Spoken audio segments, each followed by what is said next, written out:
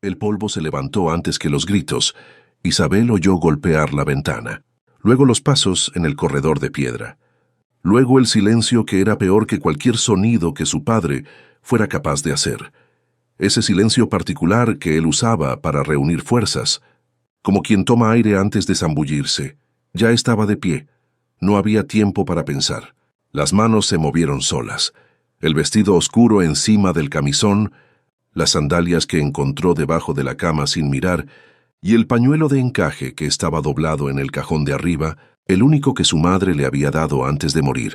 Ese fue el único objeto que eligió deliberadamente. El resto fue instinto. La puerta se abrió con fuerza suficiente para romper la bisagra. Era grande, siempre lo había sido. Isabel había crecido midiendo el tamaño de las cosas por la sombra que él proyectaba. Y ahora esa sombra llenaba el umbral del cuarto y parte del suelo de piedra donde había dormido durante 23 años. Fuera. Solo eso. Sabía que había más palabras acumuladas detrás de esa. Palabras que él había estado ordenando durante días, quizás semanas, palabras que empezaban con deshonra y terminaban con nunca más. Pero lo que dijo primero fue solo ese imperativo, corto y definitivo como una puerta cerrada. Isabel bajó la escalera con el pañuelo apretado en la mano derecha. El sol de la mañana todavía estaba bajo sobre las colinas de Extremadura, amarillo y sin misericordia. La manera en que queda el sol de octubre cuando decide que el verano ya fue demasiado lejos. El empedrado del pueblo de Valdemerina estaba mojado por el rocío, y ella sintió el frío a través de la suela fina de las sandalias. Él vino detrás. Y entonces vinieron las palabras. No va a repetir lo que dijo, aunque pudiera. No porque duela. Dolió, claro que dolió, de la manera que solo duele cuando quien habla es alguien que debería ser refugio, sino porque las palabras eran viejas y gastadas y fabricadas para ocasiones exactamente como esa, cuando un hombre necesita convertir su propio fracaso en culpa ajena. La vecina Dolores abrió la ventana del segundo piso. Luego, doña Pilar, de la tienda. Luego el viejo Eusebio, que estaba barriendo la acera y dejó de barrer. La voz del padre fue creciendo a medida que crecía la audiencia, como si el volumen fuera una forma de certeza, como si gritar más fuerte volviera las acusaciones más verdaderas. Una hija que intercambia cartas con un hombre casado. Una hija sin vergüenza. Una hija que no merece el nombre que lleva. El nombre de ella llegaba al final de cada frase como una maldición. Isabel siguió caminando. Había un recuerdo que volvía siempre que necesitaba suelo firme bajo los pies. Su madre en la cocina, amasando pan enharinada hasta los codos, tarareando algo que no era ninguna canción, solo sonidos que salían mientras las manos trabajaban. Isabel debía tener 6 años, 7 quizás. Se quedó en el umbral observando sin ser vista. Y había algo en esa escena, la mujer completamente absorta, completamente presente en sí misma, completamente ajena a si alguien la aprobaba o no, que ella había intentado llevar consigo desde entonces. Su madre había muerto cuando Isabel tenía 14 años. Su padre se había convertido en otra persona después de eso, o quizás simplemente se había vuelto más completamente lo que siempre había sido, sin la presencia de ella para suavizar los bordes. Las cartas, hace falta explicar las cartas, no lo que estaba escrito en ellas. Eso le pertenecía a ella y solo a ella, sino lo que representaban en la lógica del padre, una hija que había establecido correspondencia con un hombre que él no había aprobado, a quien Isabel había conocido en la feria de Cáceres el invierno anterior, que le había prestado un libro sin pedir nada a cambio, que había tratado lo que ella decía, como si valiera la pena escucharlo. El hombre era casado. Isabel lo sabía desde el principio, pero las cartas no eran lo que su padre imaginaba. Eran preguntas sobre libros, eran respuestas a preguntas sobre libros, que eran la única conversación que había logrado tener con alguien que la trataba como una persona que piensa y no como inventario doméstico. Su padre había encontrado las cartas la tarde anterior. Ella lo había notado en la cena por la manera en que él sostuvo el tenedor, con una fuerza innecesaria, como si el tenedor le hubiera hecho algo. Ahora estaba en la calle. El sol, subiendo. Las sandalias finas sobre el empedrado. Frío, el pañuelo enrollado en la mano. Dolores en la ventana, con la boca abierta y sin decir nada. que era la peor especie de silencio. Isabel llegó al final de la calle sin correr. Eso fue importante. Lo decidió en algún lugar antes del pensamiento consciente. No va a correr. No va a encorvarse. No va a darle a él, y a todos los que estaban mirando, la imagen de una mujer que huye avergonzada. Fue caminando con la cabeza en alto y el pañuelo en la mano, y el sol golpeando de lado en su rostro, y cuando dobló la esquina y salió del campo de visión de su padre, se detuvo un segundo, respiró profundo, y luego siguió. Solo había un camino a partir de allí. Tomó ese camino. La tarde pesó. Caminó 6 horas bajo un sol que ya no tenía piedad que dispensar. Pasó por 2 pueblos más pequeños sin detenerse, porque detenerse significaba ser vista, y ser vista significaba ser interrogada, y ser interrogada significaba tener que construir una historia que todavía no existía. Bebió agua en un arroyo que cruzaba el camino bajo un viejo encino. Se recostó un momento a la sombra porque las piernas le temblaban, y allí, con la oreja pegada a la tierra seca de octubre, escuchó el silencio específico de los campos que no le pertenecen a nadie. Fue el primer silencio que no parecía una amenaza. En el bolsillo del vestido había 3 monedas. Las había encontrado en un rincón del cuarto semanas antes, y las había guardado sin saber por qué. Con el tipo de instinto que el cuerpo desarrolla cuando la situación todavía no ha admitido para sí misma que es una emergencia. 3 monedas, el pañuelo de su madre, y la dirección de una finca que había escuchado mencionar en un mercado semanas atrás, una propiedad a unos 15 kilómetros de Valdemerina. Decían que estaba abandonada desde hacía años. Decían que el dueño iba y venía de Madrid, y nunca llegaban a hacer nada con la tierra. Una mujer mayor se lo había dicho a otra mientras elegían cebollas. E Isabel lo había escuchado sin querer, pero la información se había quedado, como se quedan las cosas que el cuerpo registra, antes de que la mente decida si son útiles. Siguió por el camino, hasta encontrar un sendero de tierra que giraba hacia el este. El sol ya estaba bajo cuando avistó los muros. La finca se llamaba Ermita de las Piedras Blancas, según un letrero de hierro oxidado que colgaba de un solo tornillo en la entrada. El nombre debía haber tenido sentido en algún momento. Ahora lo que había eran muros de piedra derrumbados en varios tramos, una casa principal con el revoque cayéndose en placas como piel que se descama, 2 graneros sin puertas y una higuera vieja que había decidido crecer hacia adentro del patio. Central con una determinación que ninguna estructura humana había logrado. Detener Isabel se quedó parada en la entrada el tiempo suficiente para hacer un inventario. Adentro había movimiento. Un hombre salió del granero cargando, algo que ella no pudo identificar con la luz escasa. Se detuvo cuando la vio. Era más mayor de lo que ella esperaba. 60 años, quizás más, con una barba de varios días y un sombrero de paja que había sobrevivido claramente a décadas de sol. Se quedó parado de la misma manera que ella se quedó parada, evaluando. «¿Qué quiere?», dijo él. La voz no era hostil. Era directa, el tipo de voz de quien no tiene energía de sobra para los rodeos. Isabel dijo: «Escuché que esta propiedad necesita mano de obra. Puedo trabajar. Necesito un lugar donde dormir y comida. No necesito salario por ahora». El hombre la miró durante un tiempo razonablemente largo. «¿De dónde es usted?» «De Valdemerina». «¿Qué pasó?» «Nada que afecte mi capacidad para trabajar». Él asintió despacio, como alguien que reconoce una respuesta que ya ha dado en otro contexto, en otro tiempo. «Soy Mateo», dijo. «Cuido esta tierra desde que el dueño dejó de aparecer, que es desde hace 8 años». Una pausa. «No tengo cómo pagar». «Dije que no necesito pago». Por ahora», repitió él como si sopesara las 2 palabras. «Está bien, venga». El cuarto que le dieron era en realidad una despensa que había sido usada como cuarto en algún momento anterior de la historia de la finca.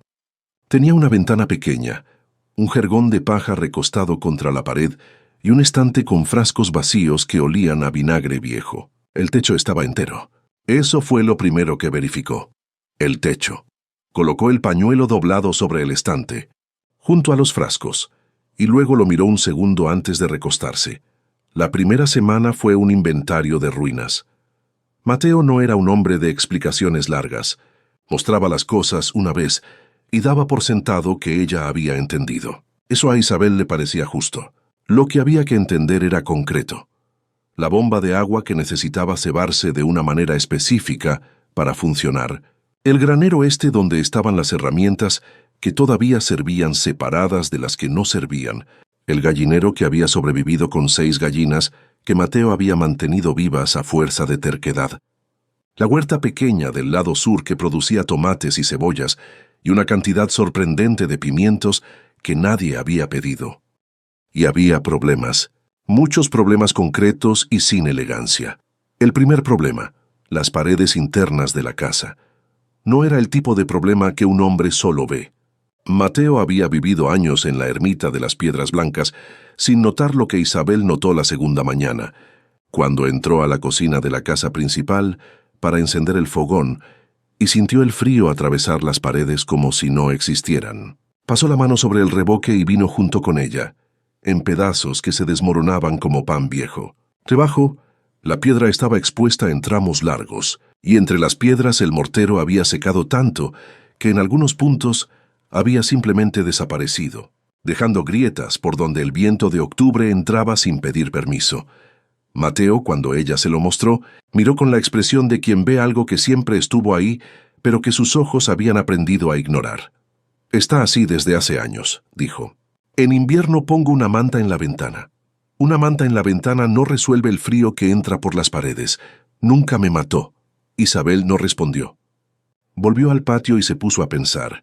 Había algo que ella sabía hacer con maestría, que había aprendido no de ningún hombre, sino de su madre, y de la madre de su madre antes que ella, y de todas las mujeres de Valdemerina, que desde siempre cuidaban las casas con lo que tenían, porque nadie más lo haría. Sabía encalar paredes, no de la manera de los albañiles, con mortero mezclado en grandes cantidades y aplicado con llana de hierro, sino de la manera de las mujeres del campo, cal viva apagada en agua, mezclada con arena fina y una pequeña cantidad de grasa animal que sirve de fijador, aplicada con las palmas abiertas en movimientos circulares lentos que presionan la mezcla hacia adentro de las grietas antes de alisar la superficie.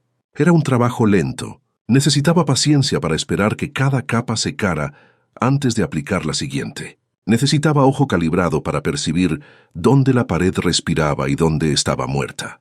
Y necesitaba manos que conocieran la diferencia entre presión y fuerza, porque la cal aplicada con demasiada fuerza se raja al secar, y aplicada con demasiada suavidad no adhiere.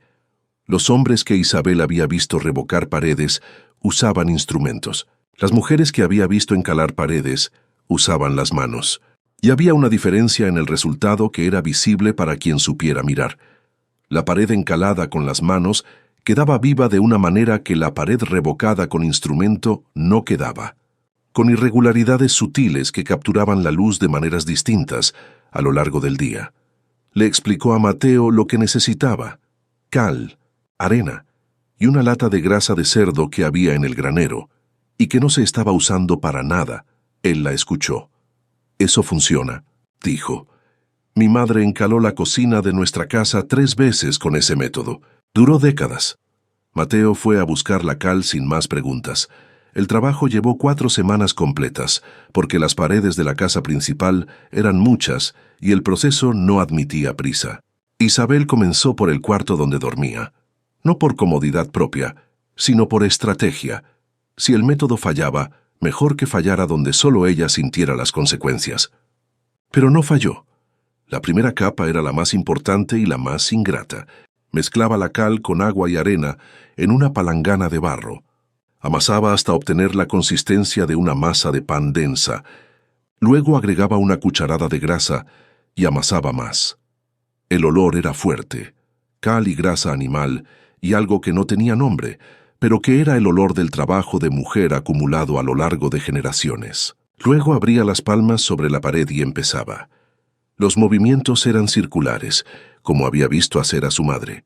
Mateo observó durante la primera semana sin comentar. En la segunda semana, una tarde en que Isabel estaba terminando la primera capa del corredor, él se detuvo detrás de ella y se quedó mirando durante un tiempo considerable. «Mi madre hacía esto», dijo. Isabel no dejó de trabajar. Lo sé. ¿Cómo lo sabe? Porque lo aprendí de mi madre, que lo aprendió de la suya. Así es como pasan estas cosas. Él se quedó un rato más. Luego dijo muy bajo como quien descubre algo mientras habla. Nunca lo había pensado. Que hay cosas que pasan solo entre mujeres. Isabel retiró las manos de la pared y las miró, blancas de cal, marcadas por los movimientos circulares, parecidas a las manos de su madre en aquella mañana antigua de la cocina. Hay muchas cosas, dijo. La mayoría de las cosas que mantienen una casa en pie. Él no respondió. Pero no se fue todavía por un tiempo. Cuando la segunda capa secó, al final de la tercera semana, Isabel se quedó parada en el corredor con una vela levantada para ver el efecto. La pared había cambiado por completo. No era solo que estuviera entera, era que había ganado una cualidad que no tenía antes, una superficie que no era lisa ni rugosa, sino algo entre las dos, que capturaba la luz de la vela y la esparcía de vuelta de un modo que hacía el corredor más ancho de lo que sus medidas reales indicaban, como si la pared encalada hubiera aprendido a devolver lo que recibía. Mateo la encontró allí, parada con la vela, mirando. «Está diferente», dijo. «Está cálida», dijo Isabel. «En invierno va a estar cálida». Pasó la mano sobre la superficie blanca con cuidado, con el mismo cuidado con que se toca algo que no se entiende del todo, pero se reconoce como bueno. «Sí», dijo, «va a estar cálida». Fue en la segunda semana cuando apareció Remedios. Venía de una pequeña propiedad a 2 kilómetros al este. Traía huevos para Mateo a cambio de algo que Isabel nunca llegó a entender del todo. Una deuda antigua entre vecinos que funcionaba según una lógica propia de décadas. Remedios tenía 40 y tantos años y una manera de existir en el mundo que Isabel reconoció de inmediato. Una mujer que había aprendido a ocupar el mínimo espacio posible y se había vuelto maestra en eso. Había transformado la invisibilidad en una forma de poder. Llegó. Vio a Isabel y no hizo preguntas. Dejó los huevos. Tomó el café que Isabel había preparado. Miró la pared encalada del corredor sin comentar directamente, pero desde un ángulo que decía claramente que había notado y que sabía lo que significaba. En la tercera visita, mientras pelaban papas en el patio con el sol de noviembre todavía tibio, Remedios dijo, «¿Está durmiendo?» «Sí». «No lo parece». Isabel no respondió. Remedios siguió pelando. Luego dijo, «Cuando mi marido murió estuve 3 meses sin dormir bien. El cuerpo se queda esperando el peligro que ya pasó». Isabel la miró. «No digo que sea su caso», dijo Remedios tranquilamente. «Digo que el cuerpo tarda». Siguieron pelando papas en silencio, y ese silencio fue el primero que Isabel compartió con otra persona en muchos años, sin sentir que necesitaba llenarlo. El segundo problema. Los caños de agua de la cocina.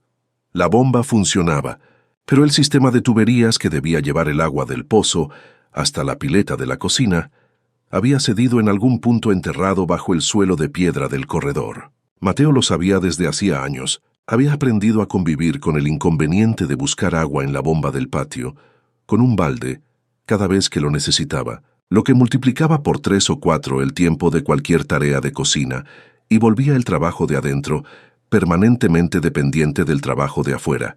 Pero había algo más que un inconveniente práctico. Isabel lo notó una mañana de lluvia intensa, en que ella y Mateo quedaron encerrados dentro de la casa, y la necesidad de agua para el desayuno implicaba cruzar el patio empapado, y Mateo fue sin comentar, volvió empapado, y ella vio en la manera en que él se secó las manos en el pantalón, no con impaciencia, sino con una resignación más vieja que esa mañana, que ese hombre había aceptado, incomodidades innecesarias como condición permanente de su vida, decidió arreglar las tuberías. El problema era que ninguno de los dos sabía dónde exactamente estaba la rotura. El suelo de piedra del corredor era antiguo y asentado y no daba señales. Isabel pasó 2 días, haciendo lo que Mateo consideró inicialmente una locura. Se recostó en el suelo con la oreja pegada a las piedras en varios puntos, y le pidió a Mateo que bombeara agua afuera mientras ella escuchaba. «Está escuchando las tuberías», dijo él desde la puerta. «Estoy escuchando dónde se detiene el agua». Hizo lo que ella pedía, con la expresión de quien no cree del todo, pero no tiene argumento en contra.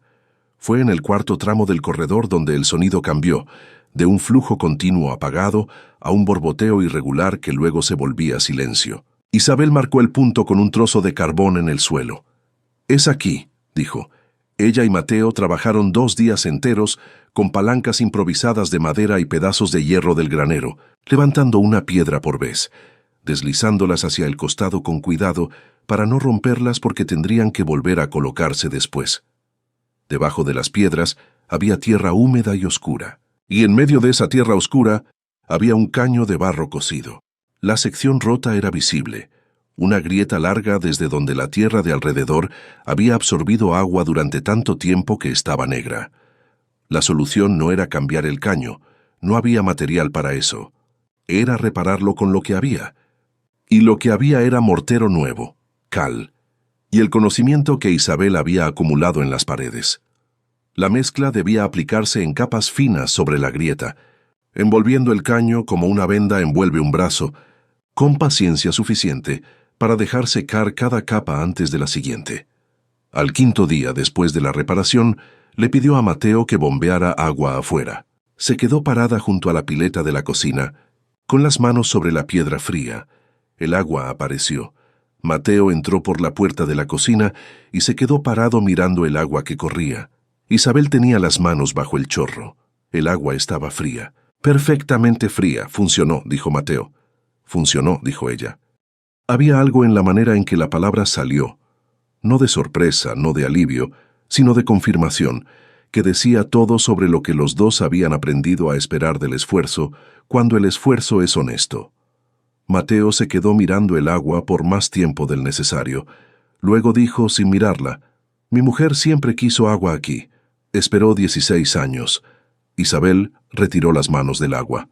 Lo miró. Pero Mateo ya había dado la vuelta y estaba saliendo por la puerta del corredor, de regreso al patio, y ella entendió que esa frase era todo lo que él iba a decir sobre eso esa tarde, y que era también más de lo que había dicho a cualquier persona en muchos años. La noche en que Mateo contó su historia fue en diciembre, una noche de frío que llegó más temprano de lo esperado, y que hizo que los dos se quedaran más tiempo del habitual junto al fogón de la cocina después de cenar, porque levantarse e ir a los cuartos significaba cambiar el calor del fuego por el frío de las paredes, aunque las paredes ya estuvieran encaladas. Remedios se había ido antes. Tomás no había venido ese fin de semana. Solo estaban los dos, el fogón, y el silencio del campo en diciembre, que es un silencio diferente de todos los demás, más profundo, más definitivo, como si el mundo hubiera decidido hacer una pausa larga y seria. Mateo tenía las manos alrededor de un vaso de vino barato que había servido después de cenar, mirando el fuego. Isabel tenía el pañuelo entre las manos, doblándolo y desdoblándolo por costumbre.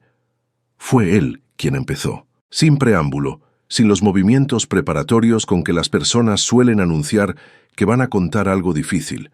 Simplemente comenzó, con la voz que usaba para hablar del tiempo o de las gallinas. Directa, sin adornos. «Me casé a los 22 años», dijo, «con una mujer de Badajoz. Se llamaba Consuelo». Isabel no dijo nada, solo dejó descansar el pañuelo en las manos. «Vine aquí con ella cuando el dueño me dio el trabajo de cuidar la propiedad. Ella no quería venir. Badajoz era su ciudad, su familia. Pero yo la convencí de que sería temporal, 2, 3 años y después volveríamos. Tomó un poco de vino. Pasaron 8 años. Yo siempre decía, 1 año más, Consuelo, una temporada más, Consuelo. La tierra me necesitaba. El dueño pagaba poco, pero pagaba. Y yo quería este lugar. Quería esta tierra, estos campos. No supe explicárselo como debía». El fuego hizo un chasquido.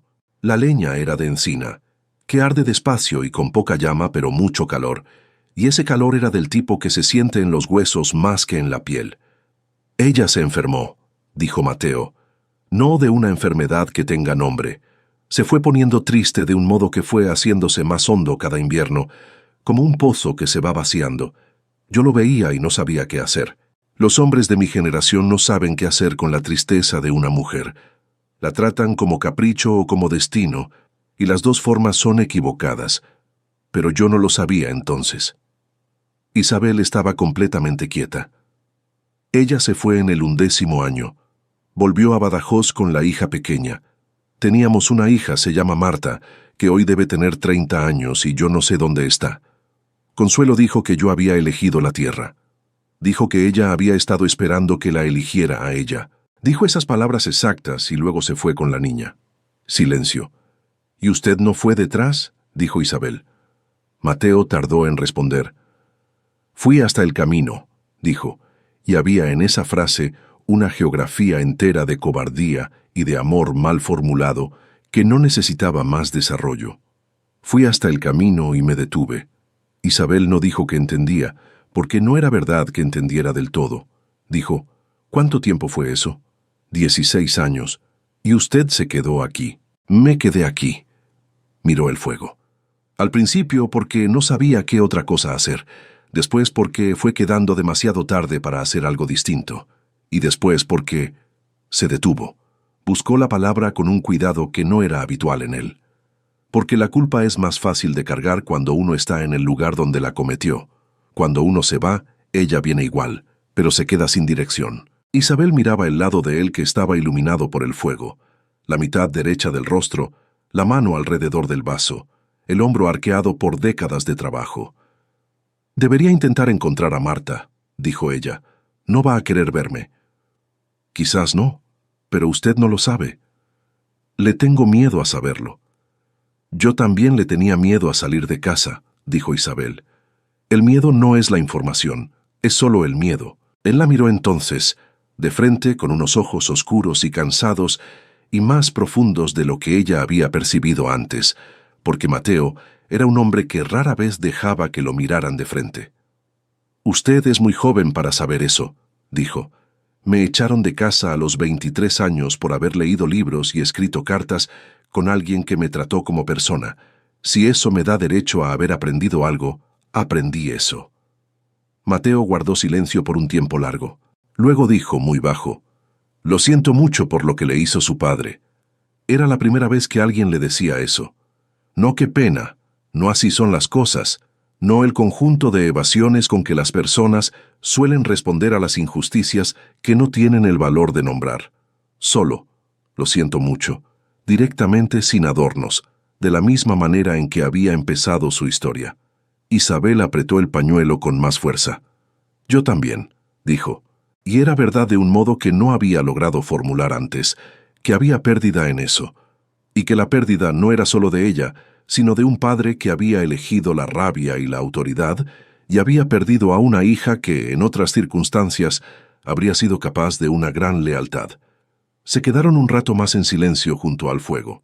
Luego Mateo se levantó, fue al granero a buscar más leña, volvió, puso 2 trozos en el fogón, y la conversación no se retomó porque había dicho lo que necesitaba decirse, y cualquier palabra adicional habría disminuido lo que había sido. Pero esa noche, Isabel durmió con el frío del cuarto de una manera diferente.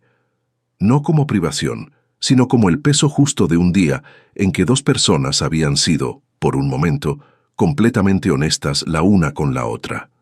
En diciembre, llegó el niño. Nadie lo trajo en particular. Apareció de la manera en que los niños a veces aparecen en lugares que necesitan una presencia sin agenda. Se llamaba Tomás, tenía 11 años. Era sobrino de Remedios, hijo de una hermana que vivía más lejos y que lo mandaba a la finca los fines de semana para ayudar en lo que fuera necesario, que era la palabra que los adultos usaban cuando querían decir que necesitaban una boca menos que alimentar 2 días por semana. Tomás era pequeño para sus 11 años y tenía una seriedad en el rostro que parecía prestada de alguien mayor. Ejecutaba las tareas sin quejarse y sin pedir explicaciones, pero observaba todo con una atención que Isabel reconoció porque era la misma atención que ella había desarrollado de niña, la atención de quien ha aprendido que las informaciones importantes rara vez se dicen directamente. La primera vez que intercambiaron algo más que instrucciones básicas fue un sábado de diciembre en que Isabel intentaba arreglar el portón del gallinero que había cedido en una bisagra y abría hacia el lado equivocado. Tomás estuvo observando durante un tiempo considerable antes de decir, «Está tratando de cambiar la bisagra». «Sí, pero el hueco donde encaja está torcido. Isabel se detuvo, miró. El niño tenía razón. El hueco en la madera había sido hecho en ángulo, y cualquier bisagra nueva iba a encajar con el mismo defecto de origen. «¿Qué harías tú?», dijo ella. Tomás pensó de verdad. No fingió pensar. Taparía el hueco con masilla de madera y abriría uno nuevo. Al lado. Ella nunca había hecho masilla de madera. Sabía vagamente que existía. Le preguntó si él sabía hacerla. «Mi padre me enseñó antes de irse», dijo, simplemente, sin inflexión dramática, como quien menciona un hecho meteorológico. Hicieron la masilla juntos, aserrín fino mezclado con cola de carpintero que había en un frasco olvidado en el granero. Dejaron secar. Abrieron el nuevo encaje con un formón que tuvo que afilarse antes. El portón quedó bien. Al final, Tomás dijo: «Usted aprende rápido». «Observo desde hace mucho tiempo», dijo Isabel. Él lo consideró. Es mejor que no aprender. Fue lo más directo que cualquier persona le había dicho en meses. Enero fue frío de un modo para el que la finca no estaba preparada. El viento cruzaba las ventanas sin vidrio del granero sur. Las gallinas redujeron la producción. La bomba de agua se congeló una mañana y Isabel tuvo que verter agua caliente del fogón sobre ella para desatascarla, lo que parecía un desperdicio absurdo de calor que no tenían de sobra. Pero había una cualidad en ese invierno que ella no conseguía catalogar como mala.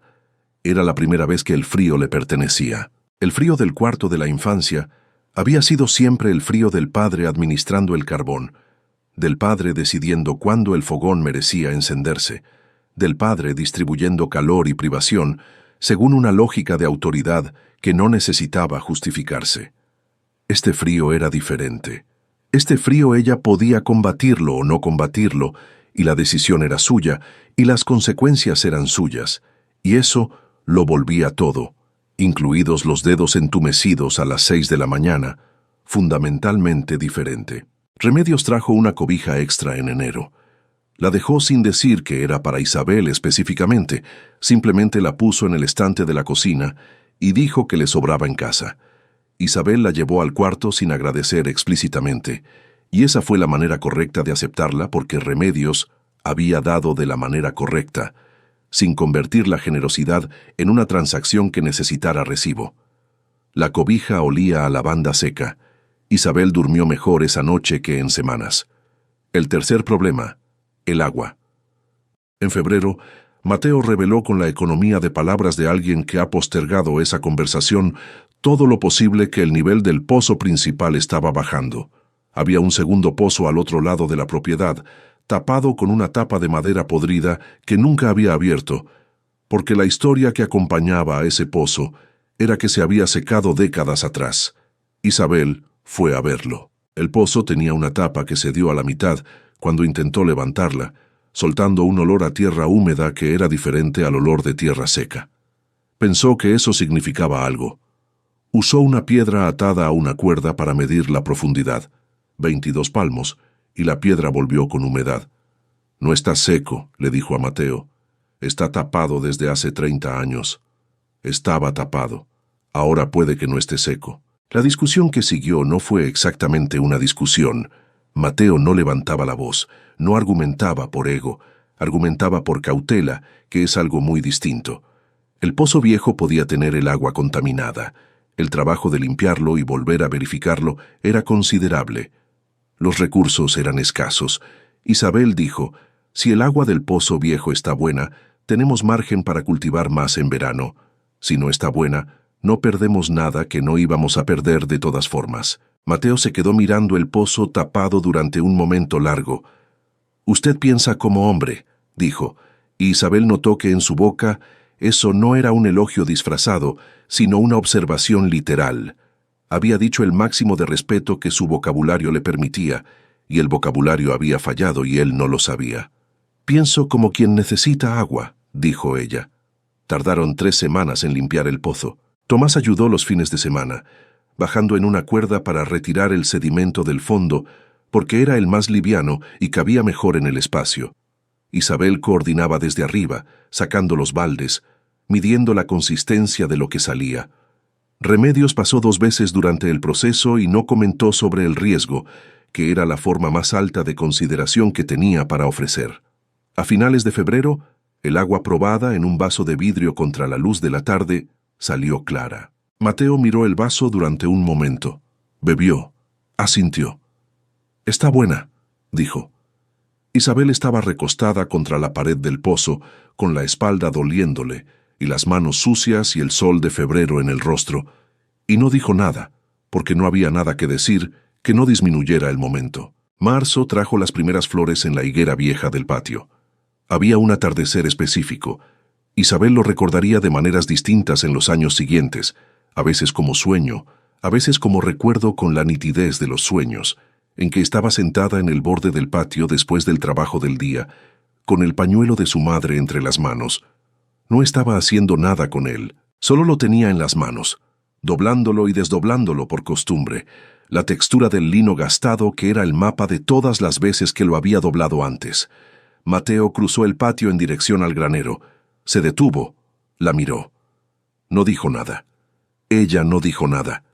Él siguió caminando. Pero había algo en ese no dicho que era una forma de ser vista. No la mirada de evaluación que conocía de la plaza del pueblo. No la mirada que sumaba y restaba y producía un veredicto sobre el valor y lo que una mujer debería o no debería ser. Era una mirada que simplemente registraba: «Estás aquí, y eso está bien». Isabel no supo de inmediato qué hacer con eso. Se quedó sentada un poco más con el pañuelo en las manos, y la higuera soltó una flor que cayó cruzando el patio en un arco lento, y ella siguió ese arco hasta el final. Y por un momento, el mundo fue solo eso: una flor cayendo, el pañuelo en las manos, y el silencio de alguien que había pasado y no había pedido explicaciones. Y entonces llegó Gaspar. Era hijo de un hacendado a unos 8 kilómetros. Un hombre de 30 años que venía ocasionalmente a negociar con Mateo sobre el uso de un camino que cruzaba la propiedad de Mateo para acceder a un campo que pertenecía al padre de Gaspar. Era una cuestión de servidumbre de paso que había estado en disputa vaga durante años sin llegar a ningún lado. El tipo de conflicto rural que existe en el espacio cómodo entre la tensión y la resolución.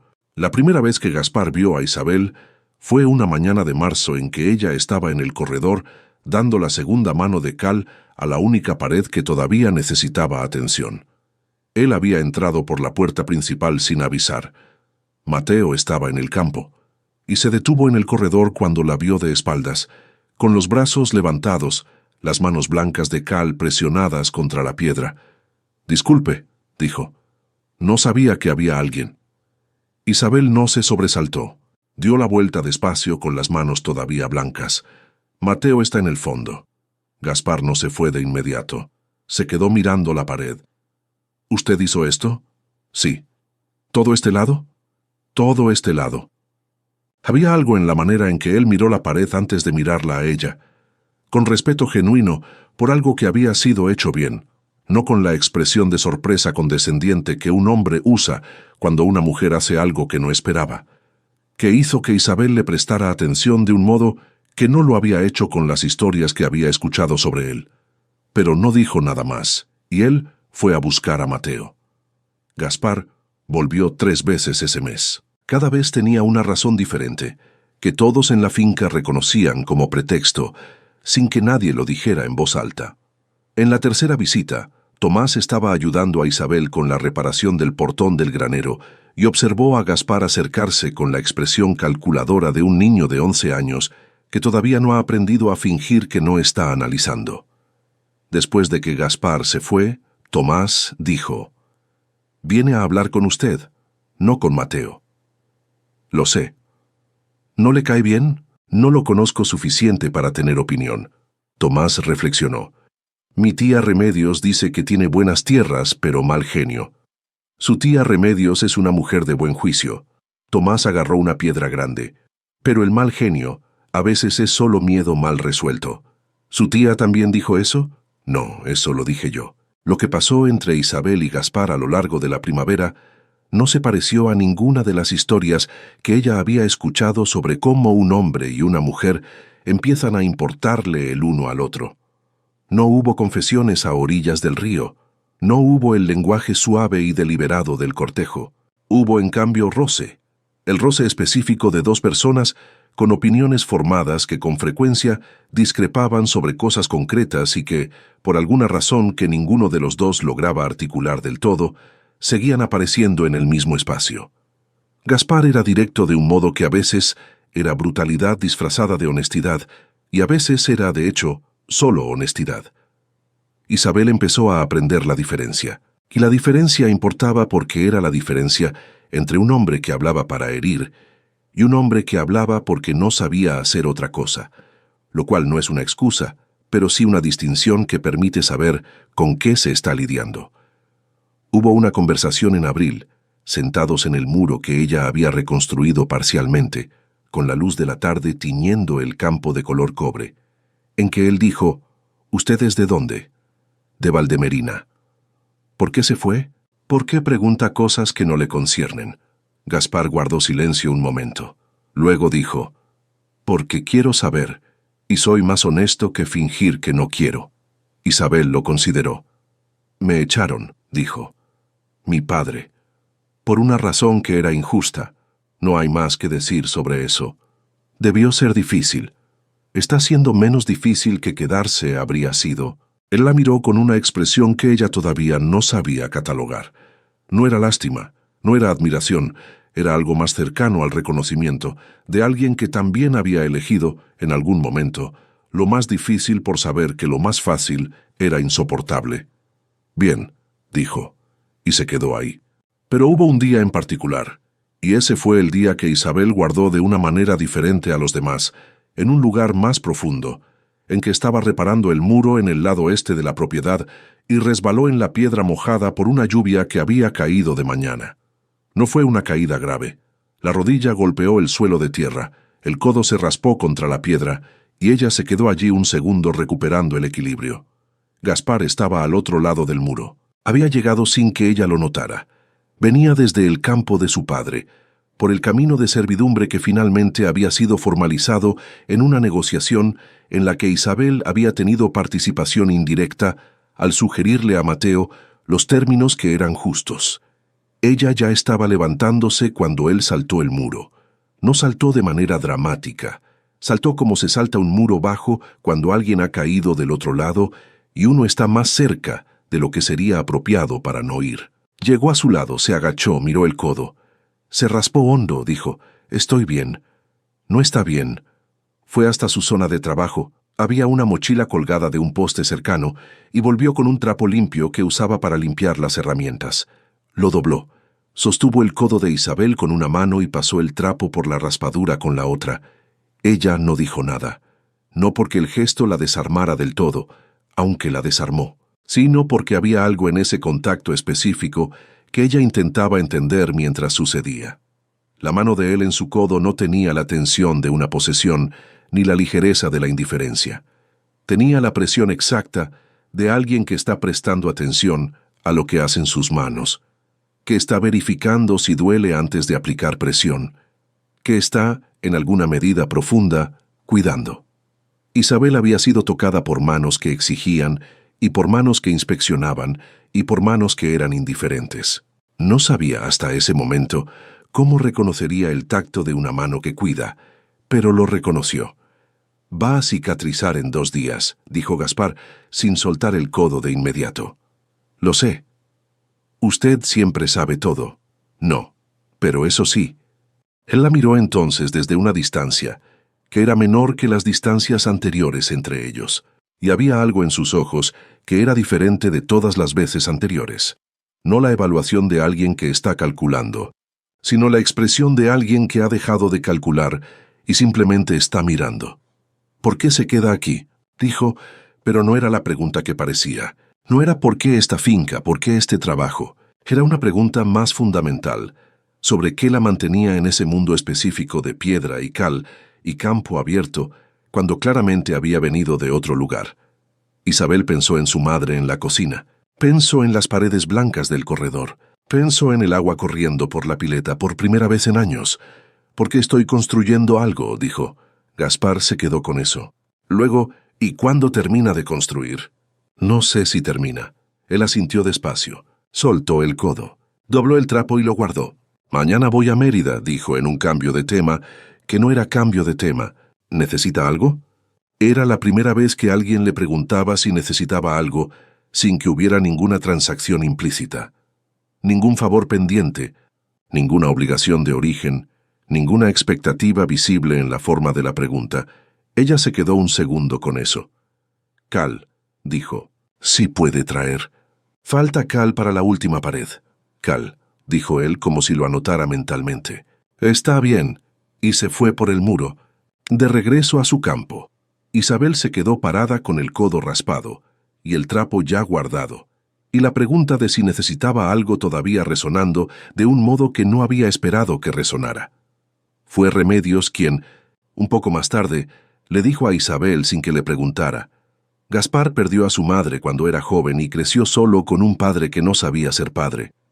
Eso hace que algunas personas se vuelvan duras por fuera, pero por dentro todavía están intentando descubrir cómo hacer las cosas. Isabel no respondió. Remedios continuó.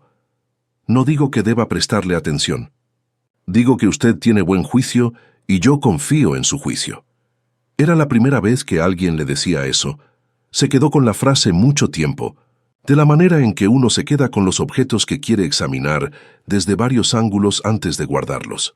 A la tarde siguiente, Gaspar volvió de Mérida. Trajo la cal. 2 sacos, más de lo que ella había pedido. Los dejó en el patio sin hacer ceremonia. Me sobró de lo que cargué para mi padre. No hace falta pago. Ella fue hasta los sacos, verificó la calidad. Era buena cal, mejor que la que había usado antes, y dijo, «Gracias». Él ya estaba yéndose. Gaspar. Se detuvo. «Mañana hay pan, si quiere pasar más temprano». Se quedó parado de espaldas un momento. Luego giró levemente la cabeza, sin girar el cuerpo del todo. De la manera en que se gira cuando no se quiere revelar demasiado. «Puede ser», dijo, y se fue. Esa noche, Isabel encaló la última pared, el tramo del cuarto que todavía estaba sin terminar, con la cal nueva que olía diferente a la cal vieja, más limpia, más fresca, como algo que todavía no había sido usado, y que por eso contenía todavía todas sus posibilidades. Las manos se movieron por los movimientos que ya conocían, circulares lentos con la presión justa. La pared fue recibiendo la cal capa por capa, y al final Isabel se quedó parada mirándola con una vela, como había estado meses antes en el corredor, y la pared devolvió la luz de la misma manera, esparcida, viva, honesta. Un día común. El pañuelo de su madre apareció en una tarde que Isabel no esperaba que fuera importante. Lo había dejado en el estante del cuarto, el hábito de siempre, pero ese día Tomás había entrado al cuarto a buscar una herramienta que había sido guardada en el lugar equivocado, y al salir había tropezado en el umbral y tirado 2 frascos y el pañuelo. Ella lo encontró en el suelo cuando volvió del campo. Lo levantó y se quedó mirándolo de la misma manera en que a veces miraba la huerta, midiendo lo que había, inventariando lo que había sobrado y lo que había crecido. El pañuelo tenía un pequeño desgarro que antes no estaba. Lo reparó esa noche a la luz de una vela, con la aguja y el hilo que había comprado en uno de los 2 viajes que había hecho al mercado de Mérida desde que llegó. El remiendo quedó visible, un hilo de color levemente diferente que cruzaba el desgarro como una cicatriz pequeña y honesta. Le gustó más el pañuelo con el remiendo que antes. ¿De qué ciudad nos escuchas ahora? Escríbelo en los comentarios. Te vas a sorprender de cuántas personas están en este momento, en lugares distintos, siendo tocadas por la misma historia.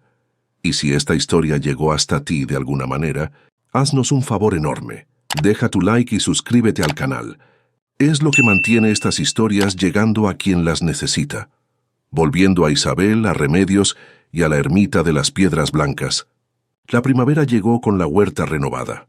Mateo miró los canteros una mañana sin decir nada, pero había una cualidad en ese silencio que era diferente al silencio de reserva o de espera. Era el silencio de alguien que había apostado internamente en contra de algo y había perdido, y estaba reconciliando eso con dignidad. La producción está mejor, dijo al... Sí, dijo Isabel. La próxima temporada Podemos probar los chícharos en el cantero del sur. Era la primera vez que decía la próxima temporada como un hecho dado por sentado, como algo que la incluía a ella sin necesidad de declararlo. Todo estaba en calma hasta que el padre llegó una mañana de junio. Isabel estaba en el patio cuando escuchó el sonido de una carreta acercándose por el camino de tierra. Levantó la cabeza. Vio primero al animal, un caballo que reconoció porque era el caballo de su padre, viejo y resignado como todo lo que le pertenecía. Luego vio la silueta. Se quedó parada. El pañuelo estaba en el cuarto. Pensó en eso de inmediato, como si necesitara saber dónde estaba antes que cualquier otra cosa. El padre bajó de la carreta con la rigidez de un hombre que ha preparado mucho lo que va a decir y teme que el cuerpo traicione el guión. Miró la propiedad con los ojos de quien está tasando y ya ha decidido cuánto vale. Luego la miró a ella. Mateo había salido del granero al escuchar la carreta y se quedó parado a una distancia que no era acogedora ni agresiva. «Solo presente, Isabel», dijo el padre. Ella no respondió. «Soy tu padre. Sé quién es usted». Él miró a Mateo. «¿Puedo hablar con mi hija?» Mateo miró a Isabel. Esperó. Ella dijo. «Puede decir lo que vino a decir». No había privacidad en su voz. No estaba ofreciendo privacidad. El padre se tragó eso. No había manera elegante de tragárselo, y ella vio el malestar cruzarle el rostro como una nube pequeña. Había esperado privacidad. Había esperado que ella corriera hacia él o retrocediera ante él, cualquiera de las dos la que fuera, porque ambas eran respuestas que él sabía manejar. «Vas a volver a casa», dijo. No era una pregunta. Era el tipo de frase que había funcionado durante 23 años. «No», dijo Isabel. «No puedes quedarte aquí. Llevo 8 meses aquí. Esto no es vida para una mujer». Ella hizo un gesto vago en dirección al corredor, de paredes blancas que se veía por la puerta abierta, al patio donde la higuera estaba en plena hoja, al pozo limpio cuyo balde colgaba del gancho nuevo que Tomás había instalado un sábado de marzo. «Es mi vida». «Va bien». El padre miró alrededor de nuevo, con más atención esta vez. Había algo en lo que veía que lo incomodaba de un modo que no había previsto. La finca no estaba en las ruinas que había imaginado, o que quizás había esperado. Había orden. Había trabajo hecho. Había las paredes blancas que se veían desde la entrada, esa blancura específica, que viene de las manos y no de la pintura, que cualquier persona del campo reconoce porque es la blancura de las casas que tienen mujer. Había una lógica visible en las cosas. Una organización que no era la de alguien sobreviviendo, sino la de alguien construyendo. «La gente habla», dijo, cambiando de ángulo. «La gente siempre habló. Hablan de ti, aquí con ese hombre mayor». Mateo no dijo nada. Tenía la cualidad de una piedra bien colocada. «La gente de Valdemerina puede hablar lo que quiera de Valdemerina», dijo Isabel. «Esto es la ermita de las Piedras Blancas. Aquí la gente trabaja». Fue en ese momento cuando Remedios entró por el portón. Traía una canasta con cosas del mercado, como traía cada semana. Se detuvo, vio al padre. Evaluó la escena en un segundo y fue directamente a la cocina sin decirle una palabra a nadie, que era la forma más alta de declaración. 2 minutos después, Tomás apareció por el camino del este, con una azada al hombro. Vio al padre de Isabel. Se detuvo, miró a Isabel, y entonces fue a dejar la azada en el granero sin prisa y volvió al patio, donde se sentó en el muro reparado como quien simplemente pertenece allí. Y entonces, por el camino que venía del este, apareció Gaspar. No lo habían avisado. Venía por el camino de servidumbre desde su campo, de la manera en que a veces venía a esa hora de la tarde cuando terminaba temprano, para tomar el pan que Isabel había empezado a dejar, para conversar sobre la tierra con Mateo, para quedarse en silencio en el patio que había aprendido a reconocer como un lugar donde el silencio no pesa. Vio la carreta. Vio al hombre desconocido, vio a Isabel, no preguntó nada. Se quedó parado en el portón un momento, evaluando, con la misma lectura rápida de situación que viene de crecer en una tierra donde se aprende a leer el tiempo y los animales y las personas de la misma manera que se lee el horizonte. Y luego entró al patio y fue a recostarse en el muro junto a Tomás, con la naturalidad de quien pertenece. El padre de Isabel miró todo eso. E Isabel vio el momento en que él comprendió, no con la mente, sino con el tipo de comprensión que va directo al estómago, que había llegado a un lugar que no era para él. No por hostilidad, por densidad. Había demasiadas cosas construidas aquí para que el peso de una autoridad antigua pudiera deshacerlas. Había paredes que una mujer había encalado con sus propias manos. Había agua corriendo en una pileta que había estado seca durante años. Había un pozo limpio y una huerta voltada y un portón que abría hacia el lado correcto. Había personas que la conocían de un modo que no era el modo en que él la conocía. Y el modo en que ellas la conocían tenía meses de trabajo real detrás. Tenía la textura específica de las cosas construidas juntas, que es diferente de la textura de las cosas heredadas. Isabel, dijo de nuevo, y esta vez el nombre sonó diferente. Sonó más pequeño. Usted se fue cuando me echó, dijo ella. No geográficamente, pero en todos los otros sentidos. Yo ya procesé eso. Puede irse.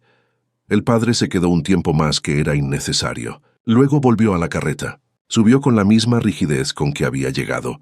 La miró una vez más, buscando lo que Isabel no sabía. Quizás alguna grieta, alguna señal de que lo construido era frágil y podía todavía ceder. No encontró ninguna. El caballo se alejó por el camino de tierra. Nadie dijo nada durante un tiempo considerable. Luego Tomás, desde el muro, dijo, ¿era su padre? Sí, parecía enojado. Lo estaba. ¿Por qué? Isabel se quedó un momento. Porque no lo necesité. Tomás lo consideró con la seriedad de unos 11 años que eran más viejos que 11 años. Eso a veces enoja a las personas, dijo. Mi padre también se enojó antes de irse. Pero era enojo consigo mismo, solo que lo apuntaba hacia afuera. Isabel miró al niño en el muro con el sol de junio en el rostro, y no dijo nada porque no había nada que necesitara decirse más allá de lo que él había dicho. Gaspar seguía parado en el mismo lugar donde había estado desde que entró por el portón. No había dicho una palabra durante toda la visita del padre. No había intervenido, no había intentado defender, no había hecho nada que pusiera su nombre en una historia que no era suya, pero se había quedado. Que había una diferencia enorme, que Isabel sintió a la altura del pecho, entre un hombre que se queda callado porque no tiene nada que decir y un hombre que se queda callado porque entendió que la batalla le pertenecía a ella y que lo mejor que podía hacer era ser una presencia sólida en el perímetro. Los ojos de los dos se encontraron por un momento. Él no le preguntó si estaba bien. No era el tipo de pregunta que Gaspar hacía, y ella había aprendido a no esperar el lenguaje que no era el suyo. Lo que hizo fue ir al granero, tomar la azada que había allí recostada desde la mañana, y volver al patio donde había una sección del muro que todavía necesitaba piedras repuestas. Empezó a trabajar. Isabel lo miró un segundo. Luego fue a buscar la otra azada y fue a trabajar en el lado opuesto del muro. Remedios apareció en la puerta de la cocina con 2 tazas. Como había hecho en tantas otras tardes. «Hay manzanilla», dijo.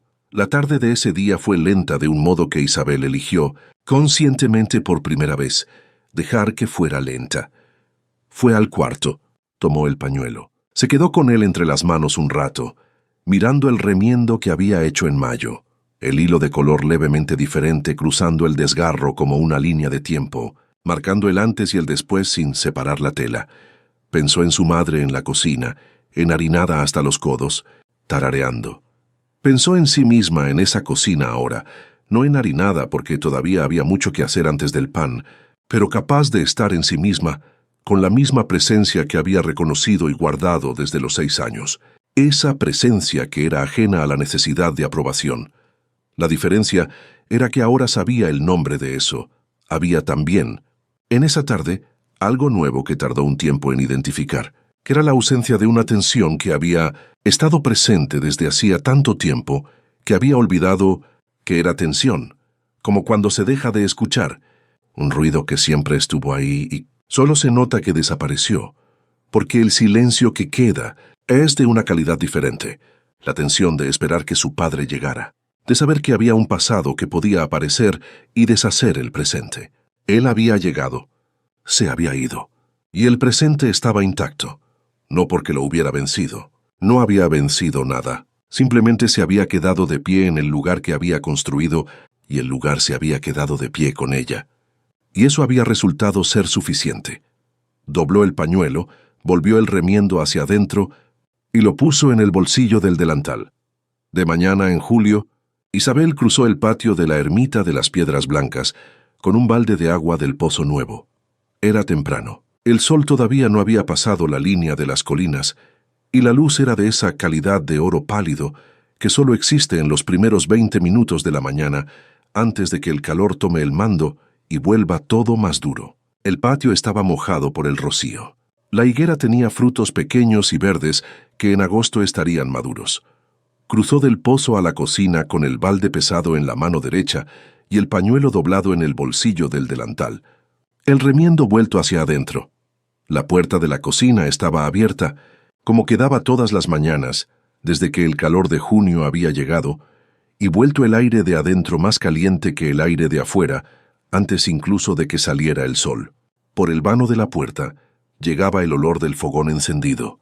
Remedios había llegado antes que ella, lo que ocurría a veces cuando Remedios no podía dormir y venía de madrugada a pie por el camino, de 2 kilómetros porque prefería caminar en la oscuridad a quedarse despierta en una casa. Quieta. Isabel se detuvo en el umbral. Remedios estaba de espaldas, con los brazos levantados sobre la pileta de piedra, las manos dentro de una palangana de agua donde amasaba algo. Los hombros se movían con el ritmo específico del trabajo manual que el cuerpo conoce tan bien que ya no necesita instrucción. La luz del fogón, todavía baja, tocaba el lado derecho de su rostro y dejaba el izquierdo en sombra. Era la escena de su madre. No la misma escena. Remedios no era su madre. La cocina no era aquella cocina, e Isabel ya no era la niña de 6 años, parada en el umbral observando sin ser vista. Pero había la misma cualidad esencial. Una mujer completamente presente en sí misma, completamente absorta en lo que hacían sus manos, completamente ajena a la necesidad de ser aprobada por el acto de existir. Isabel se quedó parada un momento, más largo de lo necesario. Luego entró. Remedios giró la cabeza sin girar el cuerpo. Buenos días, buenos días. Hay pan para más tarde. Estoy amasando ahora. Isabel puso el balde bajo la pileta, junto al caño que había reparado meses atrás y que todavía corría limpio. Abrió la llave. El agua salió fría y clara. ¿Se fue de verdad?, dijo Remedios sin inflexión especial, de la manera en que preguntaba sobre el tiempo. Se fue. ¿Y usted está bien? No era una pregunta. Era una verificación, la que se hace cuando ya se sabe la respuesta, pero se quiere confirmarla en voz alta, para que ambas la escuchen. Sí, dijo Isabel. Remedios volvió al pan. Mateo fue al granero más temprano. Dijo que iba a revisar las maderas para el granero sur. Creo que por fin va a arreglar esas puertas. Va a tardar, pero lo van a hacer. Una pausa. Está diferente, ya sabe. Distinto de cómo era cuando usted llegó. Isabel no respondió de inmediato. Se lavó las manos bajo el agua fría, las secó en el trapo que colgaba junto a la pileta. Un trapo que había cosido un sábado de noviembre con retazos que Remedios había traído, en un gesto que parecía pequeño y que era de una generosidad tan práctica que no pedía reconocimiento. Me contó lo de su mujer, dijo Isabel, y lo de su hija, Marta. Remedios pronunció el nombre con el cuidado de quien conoce su peso. Está en Badajoz. Yo sé dónde, pero nunca se lo dije porque él nunca preguntó. Va a preguntar. Remedios la miró por encima del hombro. ¿Usted cree? Creo, pero solo cuando esté listo. Y está quedando listo. Remedios asintió despacio, como quien recibe una información que ya sospechaba, pero que necesita escuchar de otra persona para poder creerla del todo. Volvió al pan. La cocina olía a masa y a leña y a cal fresca de las paredes que habían secado en tonos levemente irregulares a lo largo de los meses, capturando la luz desde ángulos ligeramente distintos, conforme el sol iba cambiando de posición. Era el olor de una casa que estaba viva. Pasos en el patio. Isabel los reconoció sin necesidad de mirar. El paso pesado y deliberado de Mateo, que caminaba como caminan los hombres que han pasado décadas en un terreno irregular y han aprendido a verificar el suelo antes de confiar en él. Luego, Más ligeros y más rápidos, los pasos de Tomás, que había llegado la tarde anterior y dormido en el granero, como hacía cuando el fin de semana empezaba en viernes. La puerta de madera del granero golpeó afuera. Tomás, que nunca la cerraba con la fuerza justa la primera vez. Remedios sonrió a la masa de pan sin que nadie lo viera. Y entonces pasos distintos, más lentos que los de Tomás, más ligeros que los de Mateo, con un intervalo entre ellos que era el intervalo de alguien que se detuvo un segundo antes de entrar, el intervalo específico de Gaspar que había aprendido, a lo largo de esos meses, que entrar en esa cocina de mañana, temprano era entrar en un espacio que tenía reglas propias que él todavía estaba aprendiendo, y que respetaba al punto de detenerse antes de la puerta para verificar si era bienvenido. «Puede entrar», dijo Remedios, sin que nadie le hubiera preguntado. Gaspar entró. Traía una canasta con higos del campo de su padre, los primeros de la temporada, todavía pequeños pero ya maduros, del morado intenso que los higos de esa región alcanzan cuando la tierra es buena y el verano no fue excesivo. «Mi padre no come higos», dijo como explicación. «Sobró mucho». Dejó la canasta en la mesa. Isabel estaba de espaldas, abriendo la llave para llenar una olla. Escuchó la canasta posarse. Escuchó el silencio de Gaspar esperando, que era diferente de todos sus otros silencios. No el silencio de quien no tiene qué decir, sino el silencio de quien espera ver si lo que trajo fue bien recibido, con una vulnerabilidad tan pequeña y tan disimulada, que alguien que no lo conociera no la reconocería como vulnerabilidad. Cerró la llave. Se dio la vuelta. Miró la canasta. «Son bonitos», dijo. Y había en esas dos palabras, pronunciadas con la precisión de alguien que había aprendido que decir exactamente lo suficiente es más honesto que decir de más. Había en ellas el reconocimiento de todo lo que la canasta de higos significaba, que no era ningún higo, que era un hombre de 30 años que había crecido sin que nadie le enseñara cómo cuidar a alguien y que estaba aprendiendo ahora. Piedra por piedra, canasta por canasta, trapo doblado sobre un codo raspado. Gaspar asintió. Se sentó a la mesa con la naturalidad de quien ya sabe cuál es su lugar. Tomás entró 2 minutos después con el sombrero torcido y la seriedad habitual. Vio los higos, tomó uno sin pedir. Le dio un mordisco y dijo: «Están buenos, gracias», dijo Gaspar. «No le estaba hablando a usted», dijo Tomás. «Le estaba hablando a los higos». Remedios soltó una risa corta que intentó esconder en el pan. Mateo entró de último. Fue directo a la pileta. Se lavó las manos con el agua que corría del caño. Las secó en el trapo y fue a sentarse al otro lado de la mesa, con el sombrero de paja todavía puesto, porque el sombrero era parte de su anatomía, y quitárselo habría sido como quitarse un miembro. Miró la canasta de higos. Miró a Gaspar. «Mi padre no come higos», dijo. «Gaspar, lo sé», dijo Mateo. «Nunca le gustaron». Había, en ese intercambio, un territorio entero de historia compartida, vecinos de 8 kilómetros que se conocían desde hacía décadas, que habían tenido conflictos y acuerdos, y el largo sedimento de años de proximidad sin intimidad que a veces es la forma más honesta de relación entre hombres de campo.